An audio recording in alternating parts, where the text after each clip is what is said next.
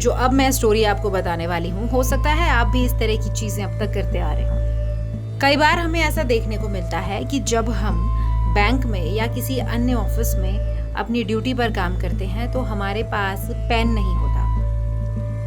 ऐसी सिचुएशन में हम अपने साथी से पेन मांग लेते हैं और उस वक्त के लिए हम काम चला लेते हैं। लेकिन क्या आप ये बात जानते हैं कि वास्तु और ज्योतिष में दूसरे से पेन लेना ये बात कहाँ तक सही है?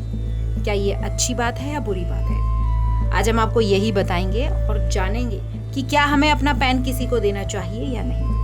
नमस्कार, वैदिक टीवी में आप सभी का स्वागत है और मैं हूँ आपके साथ नेहा। ये तो आप सभी जानते हैं कि हमारे आसपास दो तरह की ऊर्जा काम करती है, सकारात्मक और नकारात्मक। अब किसी व्यक्ति के पास कौन सी ऊर्जा सक्रिय है ये बात निश्चित रूप से कोई भी नहीं कह सकता, लेकिन इतना जरूर कहा जा सकता है कि अगर आपसे संबंधित कोई भी कार्य आपके हित में हो रहा है तो निश्चित रूप से आपके चारों ओर सकारात्मक ऊर्जा ही होगी। इसके उलट हम आए दिन किसी न किसी परेशानी का सामना करते हैं तो ऐसी दशा में ये कहा जाता है कि हमारे आसपास नकारात्मक ऊर्जा मौजूद है। ऐसे में हम सही से ये बात नहीं कह सकते कि कौन सा व्यक्ति सकारात्मक ऊर्जा वाला है और कौन सा नकारात्मक। एक महत्वपूर्ण बात यह भी है कि हमारे आसपास जो ऊर्जा मौजूद है वो हर पल बदलती भी रहती है। जो थोड़ी देर पहले सकारात्मक थी वो कुछ देर बाद नकारात्मक भी हो सकती है। ऐसे में ये प्रश्न उठता है कि अगर हम कभी किसी दूसरे व्यक्ति से कोई चीज मांगते हैं तो उस समय वो व्यक्ति सकारात्मक ऊर्जा लिए हुए है या नकारात्मक ऊर्जा। ये बात जाननी बहुत ज्यादा जरूरी है और इस बात का पता तब तक नहीं चलेगा जब तक आप किसी दूसरे व्यक्ति से कोई सामान ना मांगे। अगर उस व्यक्ति के पास सकारात्मक ऊर्जा है तो सकारात्मक ऊर्जा आपके पास आएगी। अगर उसके पास नेगेटिव एनर्जी है तो आपके पास नेगेटिव एनर्जी आएगी। अगर आपने कोई चीज मांगी है और उसके साथ आपके पास पॉजिटिव एनर्जी आती है तो ये बहुत फायदेमंद बात है, लेकिन अगर आपके पास नेगेटिव एनर्जी आ गई है तो ये आपके लिए नुकसानदायक है। इसलिए ये भी कहा जा सकता है कि दूसरों से किसी भी चीज को मांगना वास्तु शास्त्र की दृष्टि में सही नहीं है। इसलिए वास्तु शास्त्र तो यही कहता है कि यदि आप दूसरों से मांगने की आदत को बदल लें तो आपके लिए बहुत अच्छा होगा। जहां तक हो आपको किसी दूसरे से कोई चीज ना मांगनी पड़े तो ये आपके लिए बहुत फायदेमंद है। तो यही आज हम आपको बताएंगे कि आपको दूसरे से पेन लेना चाहिए या नहीं लेना चाहिए। कई बार हमने देखा है कि हम दूसरे से पेन लेते हैं काम करने के लिए और उसे ध्यान नहीं रहता या जानबूझकर कहें हम उसे अपने पास रख लेते हैं, लेकिन आपको ऐसा बिल्कुल नहीं करना है।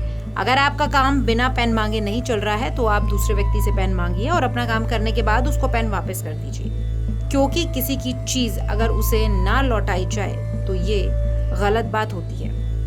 इसी तरह से आप अपना पेन किसी दूसरे को देते हैं तो आप अपनी सकारात्मक ऊर्जा उसे दे रहे हैं। इसलिए अगर किसी को अपना पेन देना ही पड़े तो इस व्यक्ति के द्वारा काम करने के बाद आप उसे वापस ले लें। ज्योतिष और वास्तु शास्त्र तो किसी दूसरे की इस्तेमाल की गई चीज को वापस से इस्तेमाल करने की सलाह नहीं देता, बल्कि आपको ऐसा करने से रोकता भी है। उदाहरण के लिए अगर आप दूसरे के पहने हुए कपड़े पहन लेते हैं तो उसके शरीर की नकारात्मक ऊर्जा आप पर आ सकती है, जो आपके लिए आगे जाके परेशानी का कारण बन सकती है। इसलिए जहां तक संभव हो पहनने के लिए अपने कपड़ों का ही उपयोग करें। आजकल दुकान में, मॉल्स में कई जगह पर हमने देखा होगा कि सेल लगी होती है, तो उसमें से खरीदे हुए कपड़े आप बिल्कुल ना लें, क्योंकि कुछ सेलें वाकई में ऐसे कपड़ों की होती हैं जो यूज्ड कपड़े होते हैं।